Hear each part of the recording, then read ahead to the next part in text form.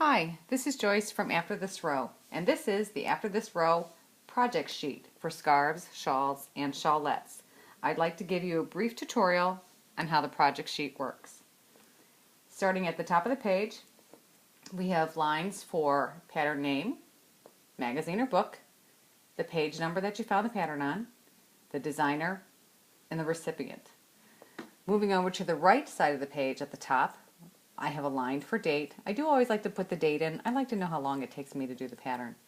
The yarn selection, the color and the dye lot, the gauge, the size you're making, and the needle size that you're going to use, the one that you actually got gauge with. The center section of the sheet is for columns labeled row, repeat, and notes.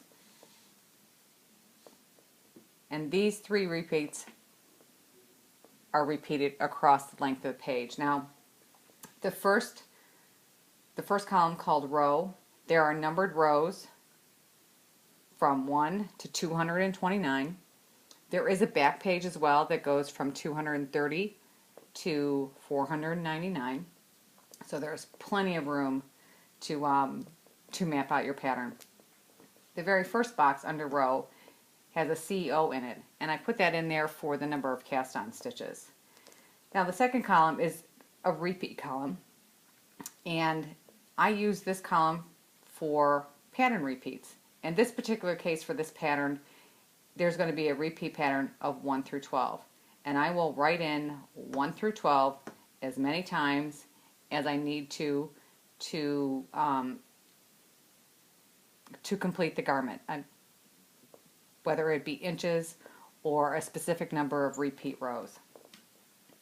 Now, also, this pattern calls for cabled rows, and I know I'm going to do a cable on row 6 and row 12. So I will also map this out along my pattern sheet. Now, it doesn't have to be cables that you put in here. Maybe you have increases, or maybe you'll have a bobble pattern that you have to do, or just maybe a particular stitch that you need to do on a specific row. Put that on your sheet so that you know when you come to it, you know you won't miss that step. Now, after I complete a row, I just cross it off. So let's say I finished knitting row 1. I'm going to cross off row 1, and I'm going to do the same after every row. Now, say if after I've done my cable row I have to go run the kids or I have to go make dinner, when I'm able to come back to my knitting, I'll know that I am still in the first repeat, but I'm on row 7 of the repeat. So there is no trying to figure out where I am in the pattern. I've already marked it off, and it's clear where I need to sit down and knit from. It's as easy as that. Now, the bottom section of the page, I also have another note section.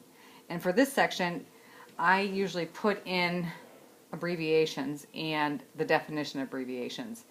Perhaps there's a new technique or a new stitch that, or a new abbreviation that's unfamiliar to me. I will put what the abbreviation is, and I will put the description of that abbreviation. And quite frankly, there are some that I just don't retain. Make one left and make one right.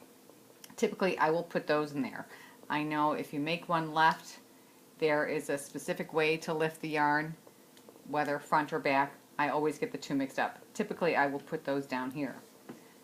So, that is how the project sheet actually works. It's that simple. Knit a row, cross it off. Knit a row, cross it off. And if you have a cable, you'll know exactly what row you need to do the cable on as soon as you get to it. I hope you find the project sheet helpful. It's been a really great tool for me in keeping me on track with my knitting. If you have any questions or comments, you can reach me via the After This Row website. Thanks for watching.